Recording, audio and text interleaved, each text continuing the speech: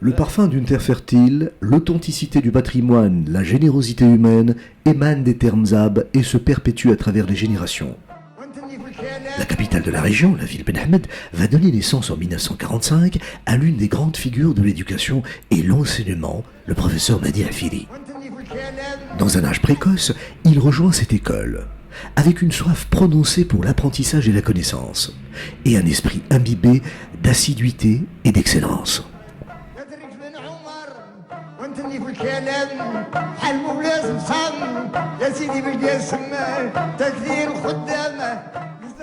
Si Mehdi était un leader depuis sa tendre enfance, un exemple de sagesse et de maturité avant son âge. Si Mehdi était une fierté pour nous tous.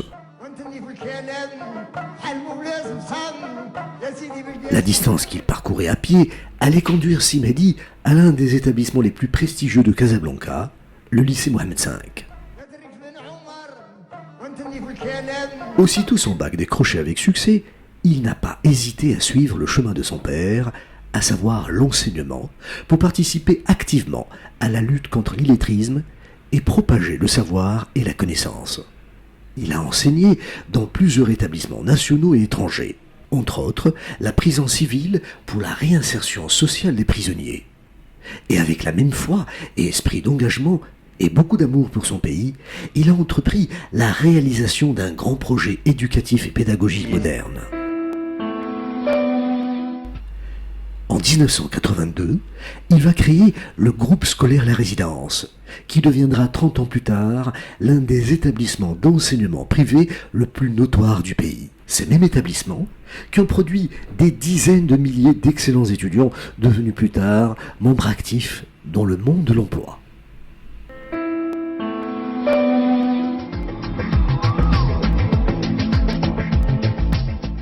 Et donc c'était en 2002, j'étais à Bruxelles au cabinet du ministre de l'Éducation et je rencontrais une délégation marocaine. Et cette délégation me dit « Monsieur Cormans, vous qui êtes intéressé par le Maroc, quand vous allez au Maroc, vous devez rencontrer un monsieur, c'est Mehdi Hafiri. » Trois qualités vraiment qui marquent la personne. D'abord, c'est son sens de l'humanisme. C'était connu chez tout le monde. Deuxième qualité, c'est son déterminisme. C'est un homme qui avait beaucoup de détermination dans sa vie professionnelle et quotidienne. Et c'était un homme de défi. Il avait comme projet d'introduire et développer l'éducation musicale pour en faire profiter la nouvelle génération d'étudiants et performer leur intelligence musicale et artistique. J'ai commencé, disons, d'une idée, d'une vision, mais c'est avec le travail, la persévérance, mais aussi la recherche de l'excellence, parce que Si Mehdi Rahmo, c'était quelqu'un qui cherchait toujours à se surpasser, à se dépasser, à se poser de nouveaux défis chaque fois.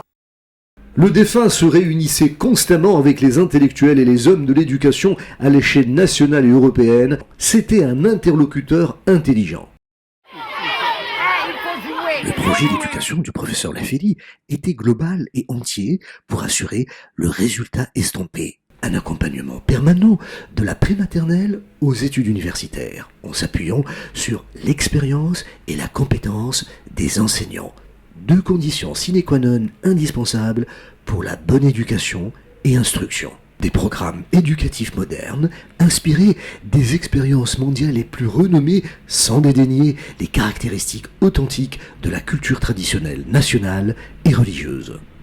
Donc État, organismes sociaux et en plus on avait dit les collectivités locales. Alors je vais le noter. Donc on a l'État, organismes sociaux. Des moyens et infrastructures scientifiques pour répondre aux besoins de toutes les spécificités et filiales éducatives.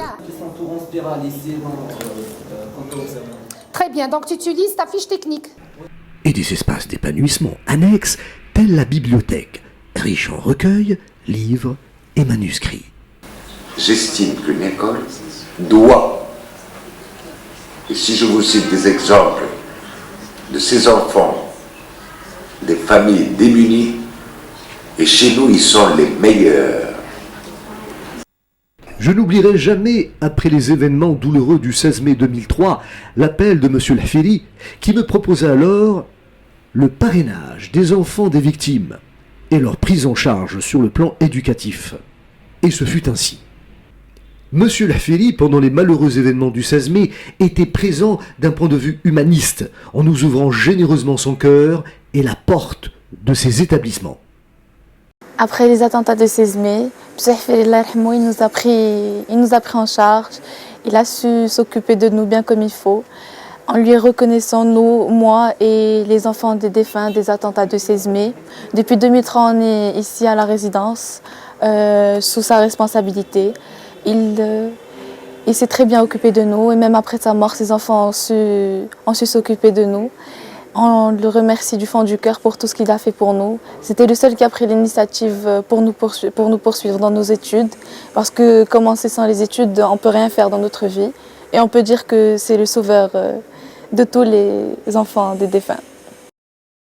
Grâce à l'assistance de M. Lafili, j'ai pu entreprendre le projet de cet établissement éducatif à but humanitaire pour la formation au métier de tourisme dédié aux défavorisés. Ce fut un homme qui avait foi et croyait profondément au travail associatif, en préconisant toujours la discrétion et la mise en avant du nom de l'association. C'était un homme humaniste qui se préoccupait en permanence des pauvres et des enfants de sa région. Il m'a dit un jour qu'il voulait construire une mosquée et m'avait choisi pour être son imam, et que cette mosquée serait celle de la région et qu'il allait ramener aussi un médecin ophtalmologue pour promulguer des soins aux habitants de notre tribu. Il nous a offert des excursions, des vélos, il nous a organisé des concours de lecture du Saint-Coran. Il nous a organisé des cours éducatifs contre l'illettrisme des vieilles dames. Il nous fournissait des livres. Il nous a construit des toilettes. Il nous a bâti des routes. Que son âme repose en paix. Il parcourait le monde pour développer son savoir et sa connaissance, pour mieux diriger et gérer ses établissements éducatifs et en faire profiter la nouvelle génération. En tout cas, ce que je garde, mais je garde toujours, c'est vraiment un homme exceptionnel, vraiment exceptionnel. Comme il dit toujours, un homme exceptionnel, c'est un homme qui il parlait toujours de ce Nqisha. Semeli, c'est vraiment quelqu'un d'unique. L'expérience des établissements La Résidence, en collaboration avec l'OCP, a permis la génération et la gestion de centres techniques dans les villes suivantes: Laayoune, Asfi, Youssoufia, Ben Grir, Kharibga, El Jadida, Casablanca. Disposant d'une capacité d'accueil de près de 1500 élèves, l'établissement, visité aujourd'hui par Sa Majesté le roi Mohammed VI, a vu le jour grâce à un investissement de 65 millions de dirhams.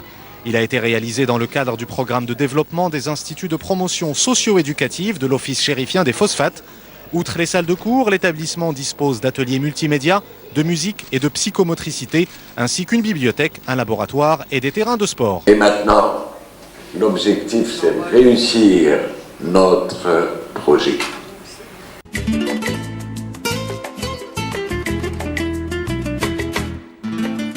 La réussite du groupe scolaire La Résidence lui a permis de jouir d'une notoriété remarquable dans la mosaïque des établissements privés d'éducation ainsi qu'auprès du système d'éducation nationale.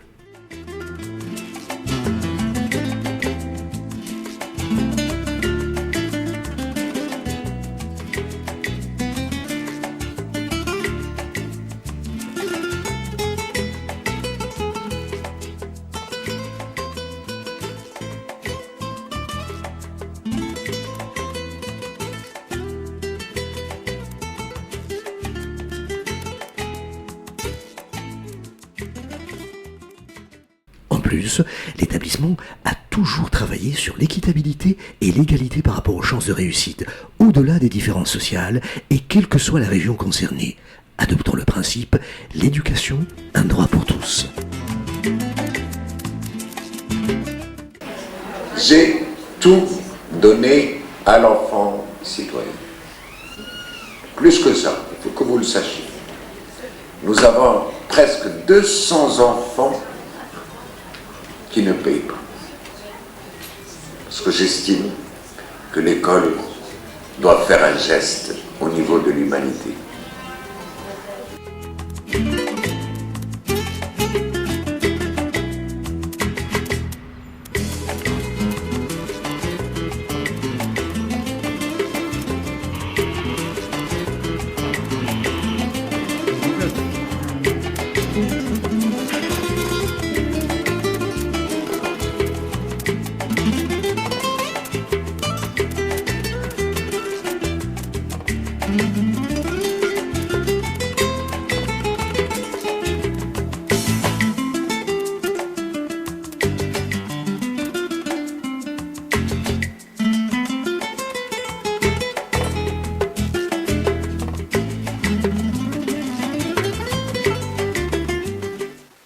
Quel choix!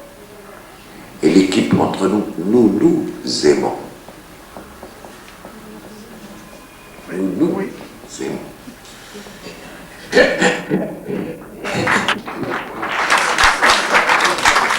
Monsieur Hafiri n'est pas chose aisée, un grand bienfaiteur de l'humanité. C'est un monument de l'éducation. Quelqu'un qui était à l'écoute de son personnel. Préoccupé par notre formation. Qui avait un sens de l'écoute incroyable. Mais c'est un vrai acteur politique, économique et social. C'est un homme extraordinaire. Personne, je dirais, humanitude. Justement souligné qu'il nous a quittés, je ne pense pas, il ne nous a pas quittés. C'est une grande perte pour l'enseignement. Il m'a aidé à faire grandir mes 6 enfants. C'était notre père à tous. Irremplaçable. Et on lui dit merci Sehfiri de tout ce que tu nous as appris. Il proclamait toujours l'évolution de l'éducation pour le meilleur. Les établissements du groupe scolaire La Résidence sont devenus un exemple de réussite dans tout le pays. C'était le père de tous. Et comme disait le proverbe, celui qui procrée ne meurt pas. Parce que finalement, la vie, qu'est-ce que c'est là? On vit jusqu'à l'âge de 60, 70 ans, 80 ans. Et puis on s'en va. Qu'est-ce qui reste? Ce qu'on a laissé, ce qu'on a produit. L'argent, non. C'est pas l'argent, ce qu'on a produit. Le groupe scolaire est appelé aujourd'hui à continuer son développement avec une nouvelle génération éduquée aux principes et aux valeurs de nationalisme, de sacrifice et de créativité, qui étaient les valeurs du professeur et éducateur Mehdi El Hafiri. L'homme qui a cru depuis le début dans l'importance d'investir dans l'individu humain, le considérant comme la vraie richesse et l'assise réelle du développement et l'évolution du pays. Comme le disait le Saint-Coran. من المؤمنين رجال صدقوا ما عاهدوا الله عليه فمنهم من قضى نحبه ومنهم من ينتظر وما بدلوا تبديلا صدق الله العظيم